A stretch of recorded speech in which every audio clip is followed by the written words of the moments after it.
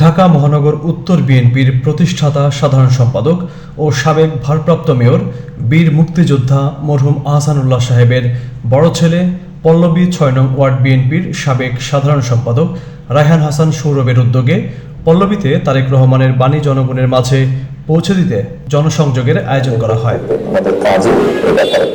এ সময় রায়হান হাসান সৌরভ বলেন, আমার বাবা আজ আমাদের মাঝে নেই, কিন্তু তার আদর্শ, তার ত্যাগ আজও বেঁচে আছে মানুষের হৃদয়ে। আমি চাই তার স্বপ্ন বাস্তবায়িত হোক, তার মতো করে জনগণের সেবা করতে চাই সারা জীবন। কিশোর গ্যাংয়ের খুব একটা ভয়াবহ একটা চিত্র বাংলাদেশে এখন চলতেছে।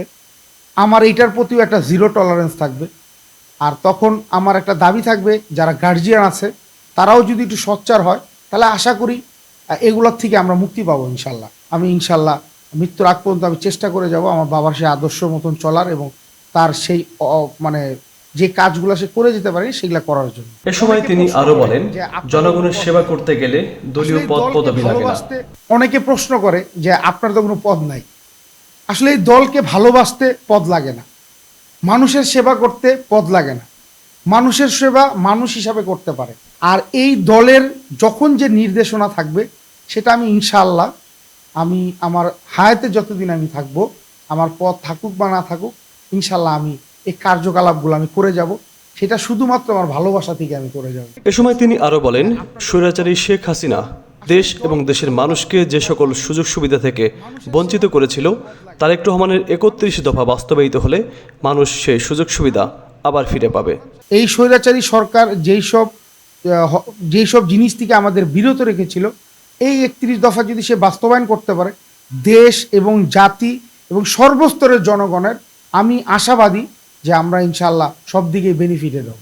এ সময় এলাকার গণ্যমান্য ব্যক্তিগণ রায়হান হাসান সৌরভের এমন কর্মকাণ্ডের প্রশংসা করেন এবং আগামীতে তিনি যেন এলাকার দায়িত্ব পালন করতে পারেন সে বিষয়ে দোয়া কামনা করেন। রায়হান হাসান সৌরভ, সেটা আমরা স্বাগত জানাই যে এই সঠিক সময় সঠিক আয়োজন করেছে। আমরা তার উজ্জ্বল ভবিষ্যৎ কামনা করি।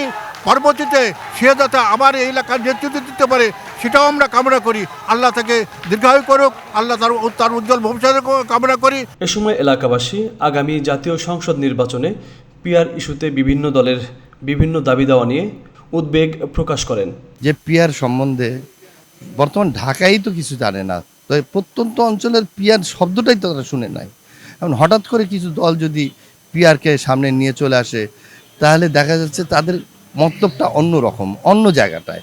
এ সময় এলাকাবাসী বলেন, আগামী জাতীয় সংসদ নির্বাচনে জনগণ তাদের ভোটাধিকার প্রয়োগের মাধ্যমে সঠিক সিদ্ধান্ত নেবে। তো আগামীতে এই নির্বাচনের মাধ্যমে এই জনগণ তার স্বাধীনতা এবং তার মত প্রকাশের স্বাধীনতা ফিরে পাবে আশা করি, এবং জনগণ সঠিক সিদ্ধান্তই নেবে। এমন লোক নির্বাচিত করবে যারা আমাদের অধিকারকে ফিরিয়ে দিতে পারবে। আমরা এটাই চাই।